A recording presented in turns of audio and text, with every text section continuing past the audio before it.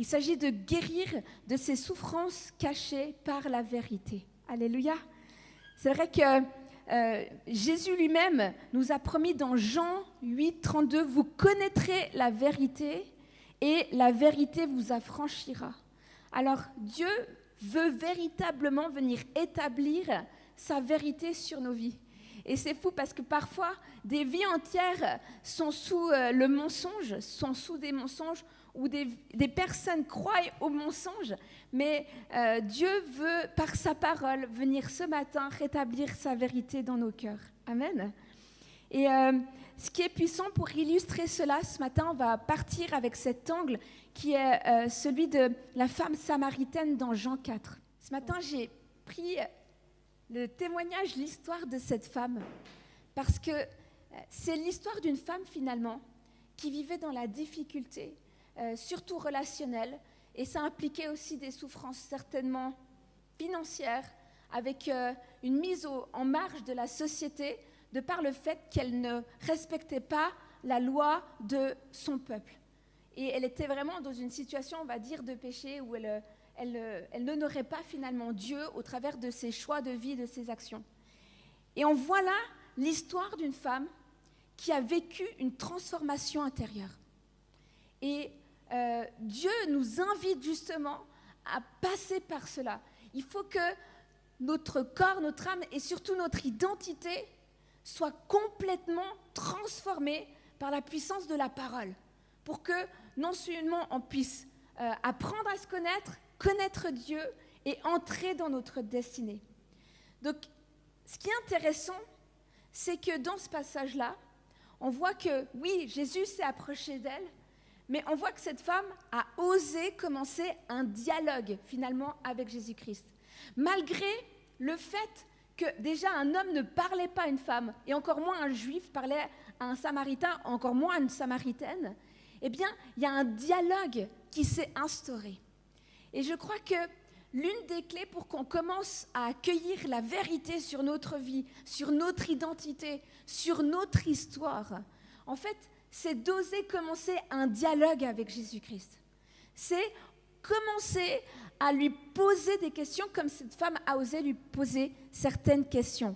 Vous êtes d'accord avec moi? À partir du verset 9, la femme samaritaine lui dit « Comment toi qui es juif, tu me demandes à boire, moi qui suis une femme samaritaine ?» Donc, elle a, malgré les préjugés, malgré les barrières, malgré les difficultés et malgré la souffrance, parce qu'elle savait qu'elle vivait avec un homme qui n'était pas son mari. Et quand c'est le 5e homme avec qui elle était, eh bien, j'imagine qu'au fond, elle vivait avec cette culpabilité-là. Mais malgré qu'elle était une femme qui était indigne, elle a osé lui poser des questions. Et Jésus, aujourd'hui, nous invite véritablement, comme je l'ai dit déjà la semaine passée, à sortir du silence. C'est vrai que la souffrance, la difficulté, toutes ces choses-là sont là. Et le piège de l'ennemi, c'est qu'on garde ça au fond de notre cœur. Mais l'une des clés, c'est de commencer à oser, à poser des questions à Jésus-Christ de Nazareth. Et quand on pose une question, c'est être prêt à entendre sa parole. Des fois, on cherche la volonté de Dieu et au fond, on la connaît. Mais on ose à peine lui poser la question parce qu'on a de la difficulté et on ne veut pas entendre la réponse de Jésus. On n'a pas envie d'entendre Dieu nous donner la direction vraiment claire et précise. Parce que parfois, ça nous invite soit à nous repentir, ça nous invite à renoncer à un choix de vie, ça nous invite à renoncer parfois même à une relation ou à quelque chose qui est le plus cher pour nous, mais qui peut-être dans un premier temps paraît nous faire du bien, mais en réalité est une perte et une cause de chute pour notre propre vie. Et du coup, une des clés, c'est, est-ce que ce matin, on est prêt à commencer un dialogue sincère avec ce Jésus-Christ-là, ce Jésus de Nazareth? Lui, il lui a répondu, « Si tu savais le don de Dieu qui est celui qui te dit « Donne-moi à boire », tu lui aurais toi-même demandé à boire et il t'aurait donné de l'eau vive. C'est magnifique. Et Jésus, dans ce chemin, dans ce dialogue, il va savoir comment te conduire dans sa volonté. Parce que là, on voit que petit à petit, alors qu'elle a osé poser une première question, il a su susciter la curiosité. Et Jésus est assez intelligent, il nous connaît bien plus que quiconque sur cette terre pour nous conduire là où il a projeté qu'on soit. Amen. Donc, vraiment, Dieu nous invite à commencer cette interaction sincère avec le Saint-Esprit, que de poser des questions. C'est une démarche légitime. Il y a des choses que tu ne comprends pas dans ta vie. Il y a un sentiment d'injustice. Il y a un sentiment de perte. Pourquoi tu as permis cela? Pourquoi je suis dans telle situation? Est-ce que je suis dans la bonne direction? Ô Père éternel, viens toi, par la puissance de ton nom, sonder mon cœur. Viens dans les profondeurs, viens ouvrir mon cœur. Je te donne ce matin la clé de mon cœur pour que tu puisses venir finalement entrer et venir discuter avec moi. J'ai besoin de cette discussion avec toi. Ça fait combien de temps que tu n'as plus discuté avec Jésus? Ça fait combien de temps que tu n'as plus entendu Jésus répondre à tes questions? Est-ce que Jésus a répondu à tes questions ces derniers temps? Il y a des temps de désert, c'est vrai. Mais ce Jésus-là, il s'approche de toi et il est prêt à répondre à tes questions. Amen. Cette femme samaritaine, elle a accepté la réponse, pas seulement intellectuellement, mais elle l'a saisie dans son cœur. Au bout d'un moment, elle a lâché prise. À la fin de ce dialogue, elle a lâché prise. Elle a abdiqué. Elle a dit, mes ancêtres adorent dans ce lieu. On va le lire au verset 12. Et toi, tu penses, toi, Jésus, toi plus grand que notre ancêtre Jacob? Est-ce que tu es vraiment beaucoup plus grand que ce que tu dis? Elle a osé se poser cette question à Jésus. Vous imaginez, elle avait en face le Messie, mais elle n'avait pas la révélation du Messie. Et là où je veux en venir, c'est que parfois, on a la foi, on croit en Jésus-Christ de Nazareth. Mais est-ce qu'on a vraiment la révélation au fond de son âme de qui est Jésus-Christ, de ce qu'il est capable de faire et de sa capacité à amener une transformation dans notre vie pour libérer le surnaturel, les signes, les prodiges et les miracles? Et c'est là que je me pose cette question, parce que même moi, je me dis, je ne crois pas que je saisis la grandeur, la puissance et la force de qui est véritablement Dieu. Et c'est vrai que humainement parlant, on ne peut pas toucher Dieu, c'est impossible. Même dans notre réflexion, Dieu est tellement grand qu'il n'y a rien de plus grand qui existe au-dessus de lui, et il n'y a rien qui sur cette terre ne soit assez mesurable pour essayer de comprendre qui il est. Donc ça, je vous l'accorde. Mais ce Dieu-là tout-puissant, il a envoyé son Fils, Jésus-Christ de Nazareth, pour s'identifier à nous dans sa chair. Et par ce biais-là, Dieu nous a accordé la possibilité de le connaître. Amen. On peut connaître intimement ce Dieu vivant. Et ça part par l'intérieur, par juste lorsque on accueille des fois dans la douceur et la simplicité sa parole, ses réponses, et on s'approche de lui. Jésus-Christ de Nazareth nous invite à être dans l'intimité de son amour et de sa grâce. Il veut nous révéler qui il est. Il est le Dieu tout-puissant. Il est le Messie. Il est celui qui revient. Malgré les tempêtes des nations, il revient nous chercher. Même si tu as l'impression d'avoir tout perdu sur cette terre, il est ce Dieu qui a un plan pour toi. Et c'est dans ta perte qu'il est en train de te fabriquer finalement pour quelque chose de beaucoup, beaucoup plus grand. C'est dans tes pertes. Et ça demande quoi? De la foi. Ça demande de le voir avec les yeux de la foi. Amen. Donc, est-ce qu'on est prêt à accepter ces réponses? Et dans un deuxième temps, est-ce qu'on est prêt à reconnaître sa vérité sur notre vie? Donc déjà, dans un premier temps, accueillir sa vérité par des questions et on s'attend à ses réponses. Et dans un deuxième temps, est-ce qu'on est prêt à reconnaître et accepter sa vérité sur notre vie, les paroles que Dieu a établies sur notre vie. Déjà, d'une part, il a fallu que cette femme, elle réalise qu'elle était en dehors de la volonté de Dieu. Elle a dû accepter que la personne avec qui elle était, c'était pas son mari. Est-ce qu'on est prêt à reconnaître notre vrai état? Parce que Jésus lui révèle, il dit, va, appelle ton mari. Elle lui dit, Jésus, sachant qu'elle avait eu plusieurs maris et que l'homme avec qui elle vivait n'était pas son mari, alors confrontée à cette vérité, elle n'a pas essayé ni de fuir, ni de nier, mais elle a accepté son état. Des fois, Jésus, on n'a pas l'impression, des fois on a des pensées, on croit que ça vient de nous, mais des fois c'est l'Esprit de Dieu qui nous parle. Et quand il nous parle et qu'il nous dit, je ne sais pas, moi je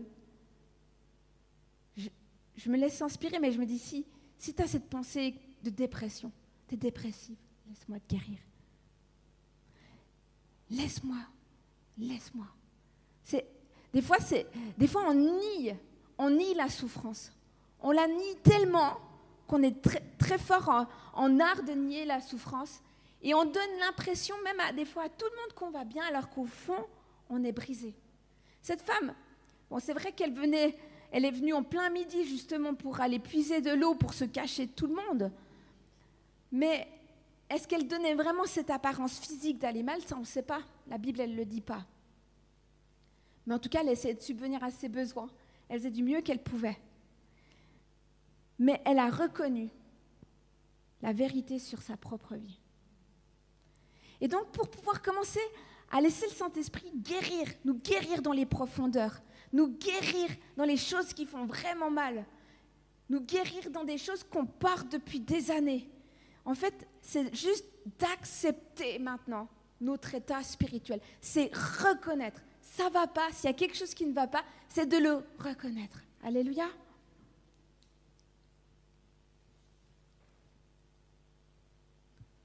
Accepter la vérité sur soi-même n'est pas toujours facile. D'un point de vue psychologique, ça peut même impliquer de faire face à des émotions qui sont vraiment douloureuses, comme la honte, la culpabilité, la peur ou même le désespoir.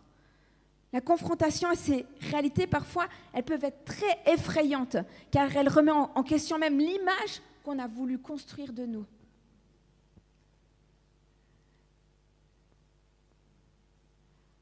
C'est pour ça que parfois on évite de laisser Jésus nous confronter. Parce qu'on veut plus faire bonne figure. Parce qu'on a appris, des fois, depuis notre enfance, à être poli. On a appris à être gentil. On a appris à remercier. On a appris à sourire. On a appris à dire « oui, ça va ». Mais en fait, devant Jésus, toutes ces marques de politesse et culturelles, elles peuvent tomber. S'il y a bien une personne devant qui tu dois laisser tomber ça, c'est bien ton Jésus. C'est bien ce Jésus-là. Tu peux faire bonne figure devant les frères et sœurs à l'église. Tu peux même faire bonne figure devant la pasteur, ça c'est pas grave. Mais devant Jésus, lui-même, il sait déjà tout. Dieu va nous faire basculer dans quelque chose de religieux au spirituel. Le religieux, c'est fais semblant d'aller bien, d'être bien dans ta foi. Ne laisse surtout pas le Saint-Esprit transformer ton cœur. Ne te convertis surtout pas. Garde bien tout ce qu'il y a au fond. Continue dans les œuvres de la chair. Continue dans la tristesse. Continue dans la colère, dans un sentiment d'injustice. Continue dans toutes ces réalités-là. Mais surtout, ne laisse pas le Saint-Esprit te permettre de passer dans une transformation où tu vas être dans la douceur, tu vas être dans l'amour, tu vas être dans l'humilité, tu vas être dans la joie. Tu vois? C'est pour ça qu'on doit se connecter à l'Esprit de Dieu. L'Esprit de Dieu a une personnalité. Il a un caractère. Il a une identité. Et ce n'est pas pour rien si Dieu nous invite à être transformés de gloire en gloire à son image. Parce que ce n'est pas à notre image ou à un standard ou à un critère ou à une façon de penser de ce monde, c'est à l'identité et au caractère du Saint-Esprit, de Jésus-Christ, du Dieu Tout-Puissant. Et accueillir la vérité, c'est renoncer à nos mensonges, à notre culture des fois, à nos préjugés, à nos fonctionnements pour accepter le Saint-Esprit et le laisser nous modeler à son image. Jésus veut nous modeler à son image, dans l'amour, dans la grâce, dans la paix. Alors ce matin, il nous invite à rejeter la honte, à rejeter la condamnation. L'acceptation de l'image de soi, c'est tout un processus crucial dans la guérison intérieure, mais il est souvent entravé par ces sentiments de honte et de rejet de soi. Donc cette honte, c'est cette émotion profonde qui nous fait croire qu'on est fondamentalement défectueux, indigne d'être aimé et d'être respecté. En raison parfois de nos erreurs, de nos échecs ou de notre passé. Elle déforme notre perception de nous-mêmes et l'image que Dieu avait formée de nous. Ça crée une image négative qui nous pousse à nous isoler, à nous cacher des autres, à être rejetés, à nous haïr, à nous détester, à nous maltraiter, à nous mutiler, à nous critiquer, à parler négativement sur notre vie, sur tout ce qui nous entoure. Ça nous empêche de voir ce que Dieu il est en train de faire. Des fois, Dieu a déjà beaucoup fait, mais parce qu'on demeure dans la honte, on demeure dans le rejet, on demeure dans la colère, on demeure dans la blessure, eh bien, on n'arrive même pas à voir ce que Dieu il est en train de faire. Et ça se manifeste par des pensées vraiment autodestructrices, un manque de confiance en soi, une incapacité à accepter l'amour des autres et surtout celui de Jésus-Christ de Nazareth. Alors ce matin, Jésus lui vient, il vient dans le secret de ton cœur. Il ouvre une porte. Et si ça fait mal, c'est peut-être bon signe. Parce que c'est justement là-dessus que Dieu veut appuyer ce matin. Il veut cicatriser la plaie. Il veut ôter la puanteur. Il veut ôter la blessure. Il va la faire ressortir. Et ça fait mal. Ça donne envie de pleurer. Ça donne envie justement des fois, de tout laisser tomber et d'aller se cacher. Mais ce Saint-Esprit-là, il vient. Et Seigneur, je te demande que tu fasses ton voyage dans nos cœurs ce matin. Tu viens ce matin, tout comme tu étais juste là assis et elle s'est approchée, la Samaritaine. Et je te vois dans ta posture d'autorité. Tu es là dans ta posture infaillible, imperturbable. Peu importe si on est en colère, si on est en tristesse, tu ne changes pas. Tu demeures ce rocher solide et fidèle. Et je prie, Seigneur, que le poids du péché, le poids de la blessure, se fracture à ce rocher-là ce matin. Seigneur, par l'autorité de ton nom, je te demande maintenant d'opérer une guérison profonde parce que c'est trop lourd à porter, c'est trop dur. Il y a du non-pardon qui doit sortir ce matin, qui doit être relâché contre des figures d'autorité, contre ton père, contre ta mère. Si ton père a manqué d'amour et qu'il y a encore un reste de ce manque d'amour dans ta vie, Jésus lui-même ce matin déverse cette grâce. Il déverse son amour dans ta vie. Je crois qu'il vient maintenant pour combler les vides, pour combler les manquements des personnes qui étaient autour de toi, qui auraient dû répondre à certaines attentes. Je prie que tu lâches prise face à l'illusion, face à ces questions « pourquoi ?» Je prie que tu puisses accueillir juste en retour cet amour ce matin. Tu as le droit de poser cette question, pourquoi? Mais en retour, la réponse de Dieu, c'est son amour.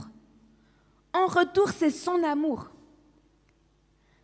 Alors que je prie, soyez conduits et dirigés dans ces lieux où ça fait mal. Je crois que le Saint-Esprit, ce matin, il vous attire. Il vous attire là. Il vous attire à guérir votre histoire, à restaurer votre histoire. Alléluia. Seigneur, je crois dans ce mouvement puissant du Saint-Esprit qui travaille maintenant, qui vient rectifier le tir. Si quelques-uns, c'est par des actions négatives, des péchés, comme cette femme samaritaine, qui allait d'homme en homme, qui n'a pas su garder un homme dans sa vie, certainement parce qu'il y avait des blessures profondes dans son être. Alléluia. Jésus-Christ de Nazareth. Seigneur, comme elle l'a dit, Seigneur Jésus-Christ, Isabelle, là où le péché a abondé, ta grâce a surabondé. Ce matin, je crois que ta grâce surabonde sur nos vies. Alléluia. Tu nous couvres d'un manteau de grâce. Un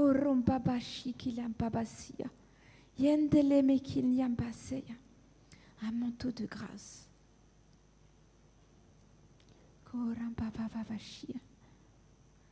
Seigneur, que nous puissions te laisser nous impacter.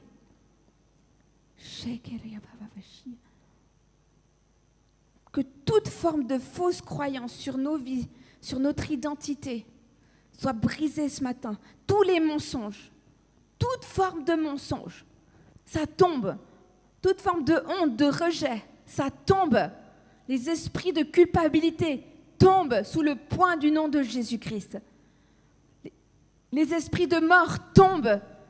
Toute forme de maladie, d'infirmité, ça tombe. Nous les chassons par l'autorité du nom de Jésus-Christ. Je brise toute forme de mort subite. Tu ne mourras pas.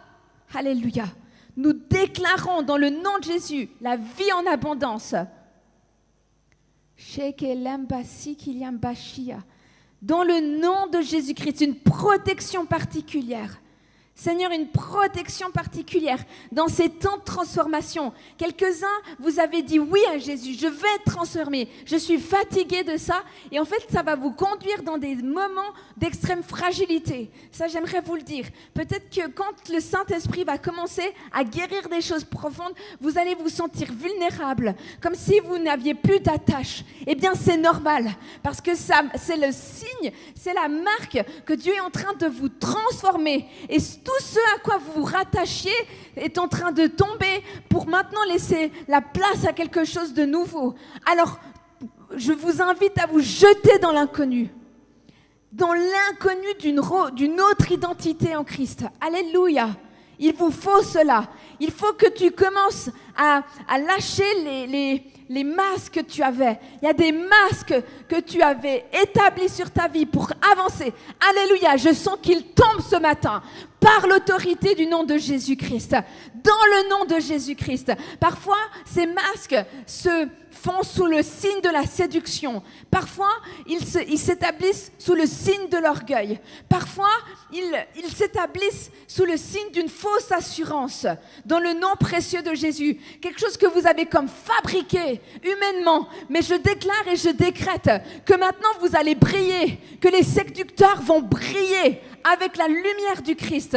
Nous remplaçons cet esprit de séduction par la lumière du Christ.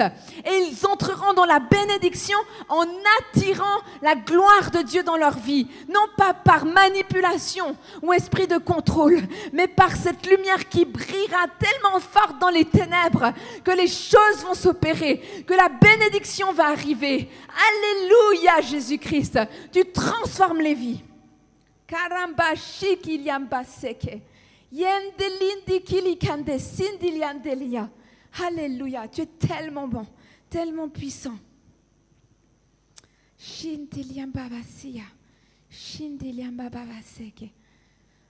Amen. Gloire à toi, Seigneur. Merci, Seigneur. Merci, Jésus-Christ. Je crois que tu nous as parlé ce matin. Et je prie, Seigneur, que ceux qui se tenaient comme sur la colline et qui attendaient qu'un ange ou quelqu'un les amène jusqu'à la piscine pour plonger dans la piscine de la bénédiction. Eh bien, Seigneur, ce matin, je prie, Jésus, que toi-même, tu les prennes par la main, que tu passes à côté de la plupart de nous tous ici présents et que tu nous pousses, toi, dans cette piscine de la gloire, la piscine de la guérison. C'est comme si quelques-uns, vous attendez que quelque chose se passe. Vous êtes là, vous êtes dans l'attente, des fois même de plusieurs mois, plusieurs années.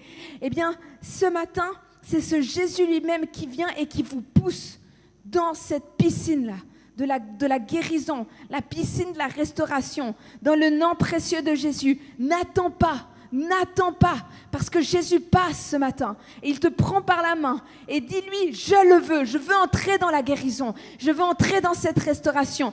Conduis-moi-y, Seigneur, dans ta présence, dans cette eau vive qui ne tarit jamais. Alléluia, gloire à toi. Je vais apprendre à être inondé. C'est le moment pour apprendre à marcher dans l'esprit. C'est le moment pour marcher dans l'esprit. C'est le moment de marcher dans les choses spirituelles. C'est le moment de se connecter à la source d'eau vive. C'est le moment de ressentir la gloire de Dieu.